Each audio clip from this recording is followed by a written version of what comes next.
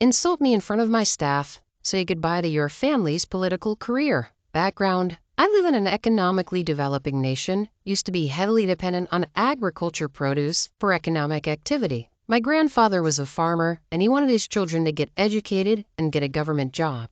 So my dad got his master's from the only university we had in our region, since most people study from the same university and get government jobs. So everyone in government offices knew one another in some way or the other. My dad was offered the position of officer in charge of our home state for the agriculture department and had around 40 people working under him. His task was to take care of agriculture and its related activities and acted as advisor to the local farming community via local newspapers. During the 1980s and early 1990s, our country had long droughts and famines. The then government decided to create 2 different government agencies to take care of food security. One agency will take care of buying and storing food grains, and another agency was tasked to enable building the infrastructure for food security. Dad was attached to the agency which was tasked with infrastructure. His agency's job was to give grants for anyone building infrastructure for food security. His duty was giving the task of providing grants to anyone who was building warehouses for storing food.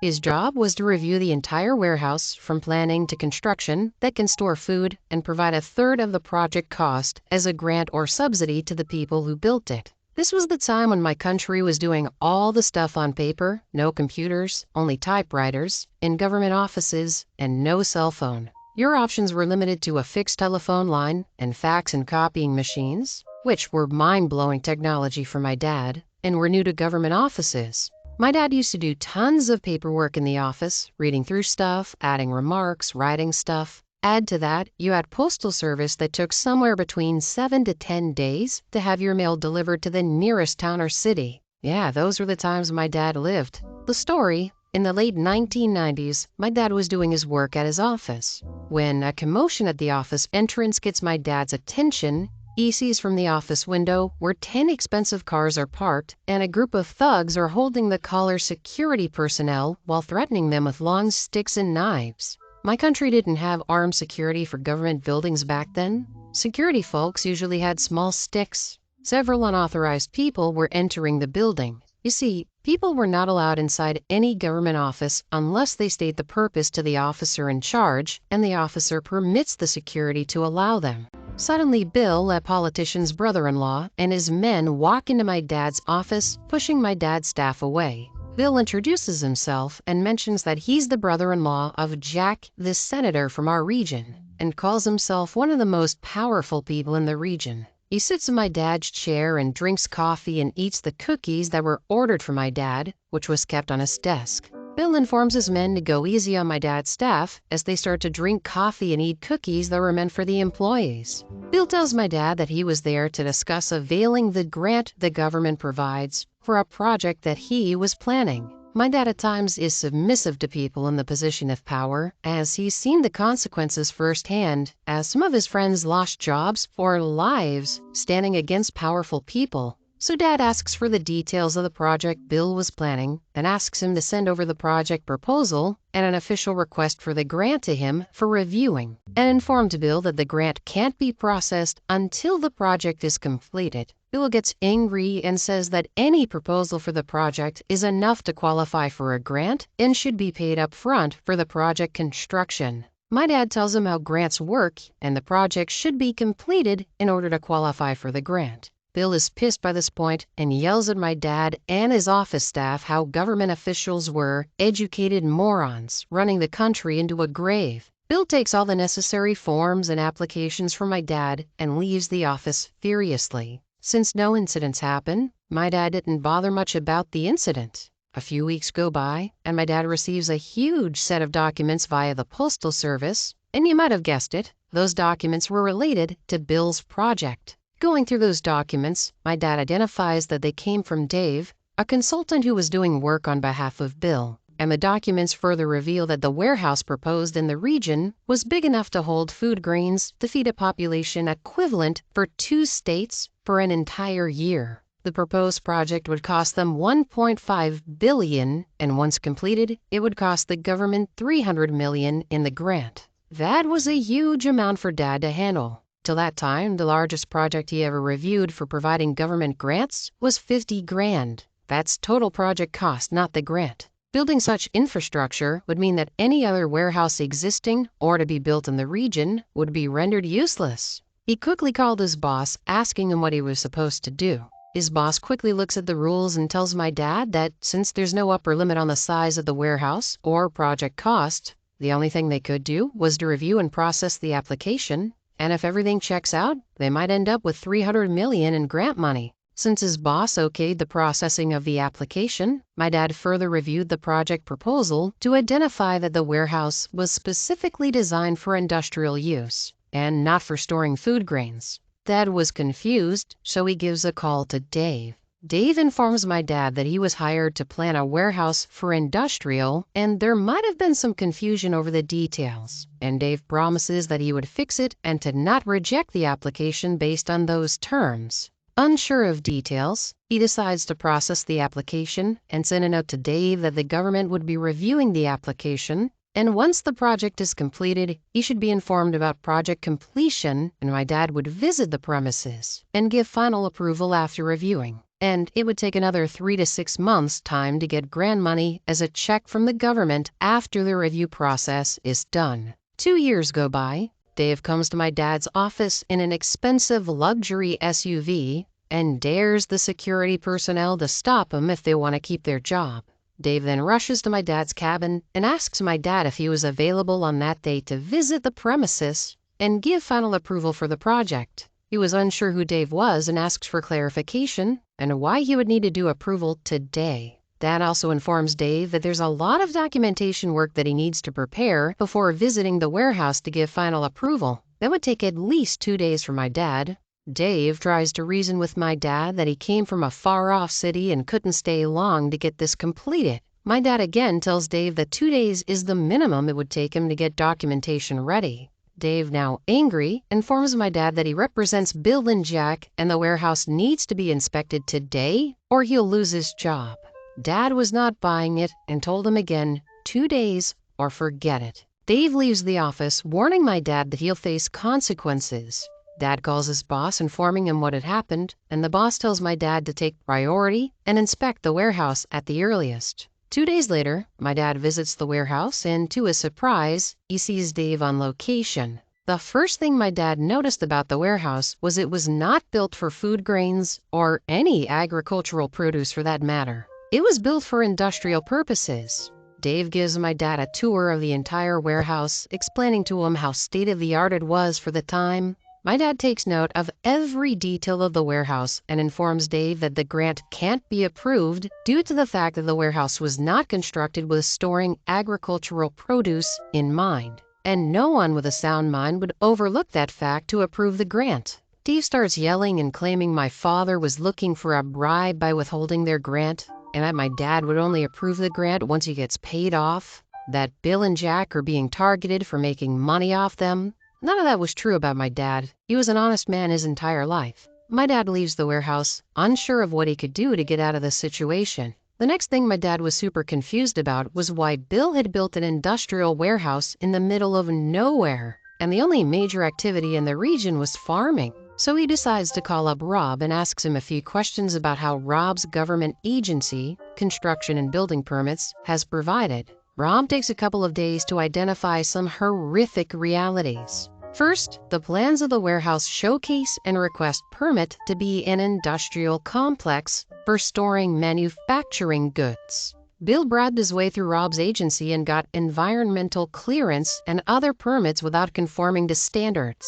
He was also able to identify a report for building completion that forwarded the agency's requests for consideration for storing food grains. Last but not least, he was able to find a construction tax bill submitted to the agency stating that the construction cost of the warehouse is around $300 million, along with plans of creating an industrial zone for the region that was proposed to the Senate by Jack. This was news to my dad and Rob. They were shocked to know how Bill and Dave were able to inflate the cost of the warehouse, and they had plans to make the region a new industrial zone. My dad calls his boss and informs him that Bill's project seems fishy and he would reject the grant and forward him the documents once done. His boss tries to reason with him it could be a career-ending move for the both of them. Jack was trying to put pressure from the leader of the agency to have the grant approved. Rob decides to dig around to see if he can get any more information and found the contract paper that was sent to the Food Procurement and Storing Agency, which raised several red flags. First, the contract stated an inflated rent for storing food grains. Then, rent will be reviewed on a yearly basis based on market rate. And then the contract will make the agency pay for the next 15 years, irrespective of whether the agency stores food or not. Rob calls my dad with this information. Now my dad is furious to know how Bill and Jack are planning to rob the government and decides to reject the grant for their project. A few days later, Bill turns up at my dad's office along with Dave in the same bashing manner he previously did, but now even more furious, asking my dad why he's not approving the grant for his project and why it's taking so much time. Dad tries to calmly reason with him, stating it wasn't built as per norms, so he won't be able to approve. Bill turns red and is fuming with anger. He said that he could throw around as much money as my dad wanted to have his signature on the documents approving the grant. My dad refuses, says that it's a crime to bribe an officer, and Bill goes on to tell my dad that he lives in a mansion filled with escort girls and he can have as many as he likes. Dad refuses again. Bill now threatens my dad, saying he could lose his job and get replaced with somebody else in the same position who can do the job for him. Again, my dad firmly tells Bill that he can do whatever the heck he wants to do, but my dad would not approve the grant. This goes as a shouting match for around 3 hours in front of the entire office staff, but my dad didn't budge. Bill starts swearing to my father, telling him that he's impotent to pass up an offer of having sex with the cheapest escort girls Bill has, which would have cost my dad his entire year's salary to hire one for a day. He also goes on yelling how my dad's parents might have abandoned him as a child because they refused to bring a fortune to their family. My dad had enough of Bill by this point and asks Bill to leave his office. In the last attempt to threaten my dad, Bill asks his thugs to take care of him and leaves the office along with Dave. Bill's thugs threaten my dad at knife point, stating he needs to sign those papers, otherwise he would end up dead in a pile of rotten garbage. He also tells him that they'll wait for 1 month and expect those papers signed after that. The thugs then go on to ransack the entire office before leaving and also threaten the staff to make sure his boss signs those darn papers approving the grant. My dad calls Rob and informs him what had happened and asks him to fax all the documents collected so far about Bill's project and that he would be asking for those documents officially. Rob asks my dad what his intention was of using those documents and what his plans were. My dad says, "I'm going to take them down. I had enough from them." Rob tells my dad not to do anything crazy in the heat of the moment, but assured that he would send those details to my dad. The same day, Rob faxed my dad around 2,000 documents. My dad then calls up his boss to inform him that he would be going on a 10-day vacation. By the end of the day, my dad leaves the office with all the documents related to Bill's project and the fax documents from Rob and head home.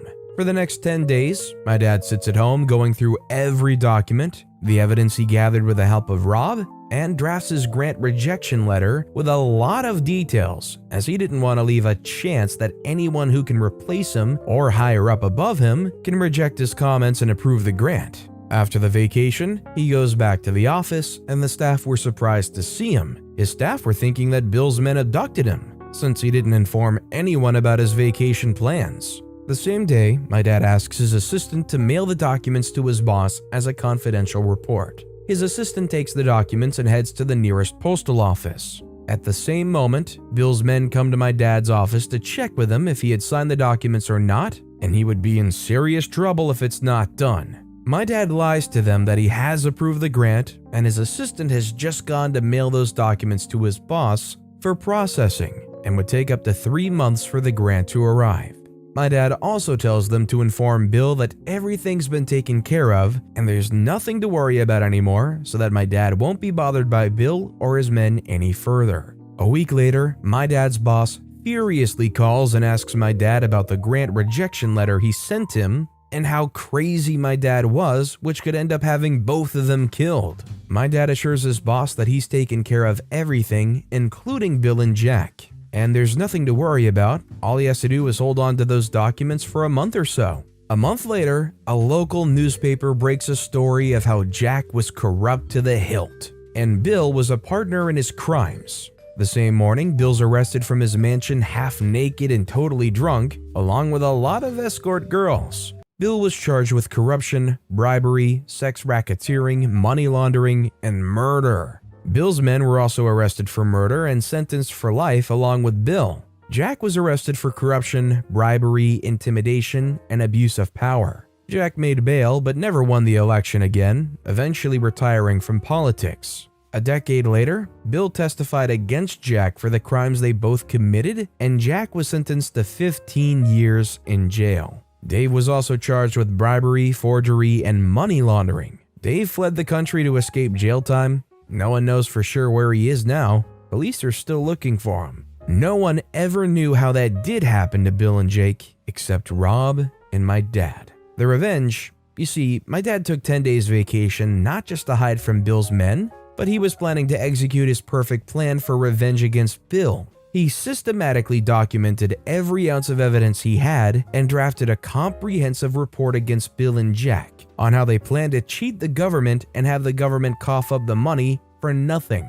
Remember when he asked his assistant to mail the documents to his boss? He actually mailed 4 copies of those documents. One to his boss for the rejection of the grant. The second one was to an agency that was planning to store good grain in Bill's warehouse, proposing to blacklist his property for non-compliance with standards. The third and fourth mails were sent as an anonymous tip to a federal agency equivalent of the FBI, let's call it the XBI, and to an investigative journalist from a local newspaper. The XBI was also informed that a copy was sent to the local newspaper. XBI and the investigative journalist did their own investigation and found that the money put into the warehouse project was Jack's entire stash of money that he got through bribes, commissions, and favors for doing things while in power. This money was laundered by Bill through a network of entities to fund the warehouse project and cooked the books to inflate the project cost to get his money back from the government as a grant in legal form. The journalist also uncovered some government officials were murdered by Bill and his men for not doing what Bill asked them to do and handed the evidence over to the XBI. It took them a month to investigate and identify all the pieces of the puzzle to nab Bill and Jack. Neither XBI nor the journalist were able to find out who sent those documents to them. My dad's boss took an early retirement, and Dad became the director of the agency. He worked for a few years more and eventually retired 15 years after this incident. Rob retired a year later and narrated this entire story to our family at his retirement party. I still see the abandoned warehouse whenever I travel to my hometown from the city where I work. In a country like this where things are just a lot more loose than you'd expect, and you're faced with that pressure of your life being threatened to approve this grant, would you still be able to do the right thing in that situation and reject that grant?